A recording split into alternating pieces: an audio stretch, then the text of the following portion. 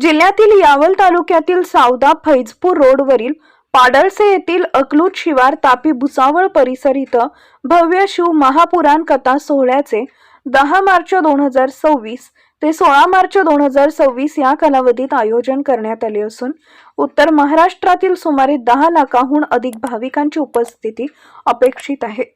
उत्तर महाराष्ट्रासाठी महत्त्वपूर्ण मानल्या जाणाऱ्या या ठिकाणी प्रथमच इतक्या मोठ्या प्रमाणावर शिवपुराण कथेचं आयोजन होत असल्यानं अकलूज शिवार आणि पाडळसे परिसर धार्मिक वातावरणानं नटलाय। कार्यक्रमाच्या नियोजनासाठी जिल्हाधिकारी जळगाव यांच्या आदेशानुसार 4 मार्च 2026 रोजी सभास्थळी बैठक पार पडली।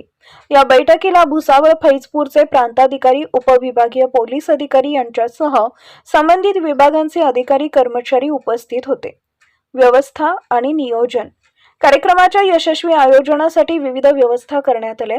सभास्थळाच्या 1 किलोमीटर परिसरात कोणतेही खाजगी वाहन विना परवानगी आणता येणार नाही अशी कडक व्यवस्था लागू करण्यात आली आहे। मोठ्या प्रमाणात स्वयंसेवकांची नियुक्ती करण्यात आली असून आरोग्य सेवेची आणि पिण्याच्या पाण्याची पुरेशी व्यवस्था, फिरते शौचालय, सीसीटीव्ही कंट्रोल रूम, वाहतूक नियंत्रण आणि पार्किंगची सुविधा तसेच भुसावळ, जामनेर, मुक्ताईनगर, यावल, रावेर आदी भागातून येणाऱ्या बस सेवांसाठी विशेष पार्किंगची व्यवस्था करण्यात आली आहे।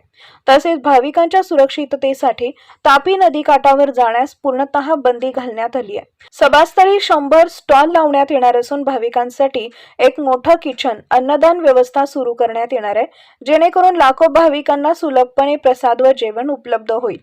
प्रसंगी बैठकीदरम्यान आयोजकांनी भुसावळ शहराबाहेरील राष्ट्रीय महामार्ग लगतच्या जळगाव रोडवरील वाय पॉइंट पासून अगदी तापी नदी पुलापर्यंत असलेल्या रस्त्यात मोठमोठ्या खड्ड्यांबाबत आयोजकांनी भुसावळ येथील सार्वजनिक बांधकाम विभागाच्या उपविभागीय अधिकाऱ्यांना अनेकदा सूचना देऊनही कुठलाही प्रतिसाद मिळाला नसल्याचं सांगितलंय।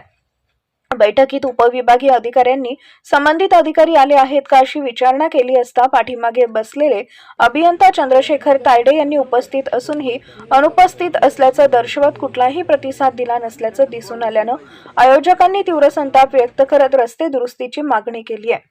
तसेच काही दिवसांपूर्वी कथास्थळापासून जवळच असलेल्या दुसखेडा परिसरात रानडुकरांसाठी लावलेल्या जाळ्यात एक बिबट अडकून ठार झाला होता, तर वर्षभरापूर्वी पाडळसा वणवली शिवारात बिबट्या आढळून आला होता।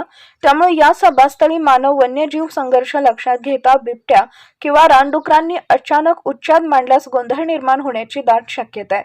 असे असतानाही संबंधित वन विभागाच्या अधिकाऱ्यांनी या महत्त्वाच्या बैठकीकडे पाठ फिरवल्यानं आयोजकांनी संताप व्यक्त केलाय।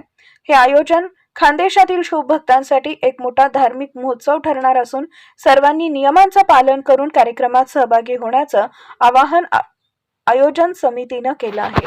Bureau report, Mahanews 19, Jalgaon. जेणेकरून त्याला माहिती पाहिजे की इमर्जन्सी काय होऊ शकतं, कुठं महिला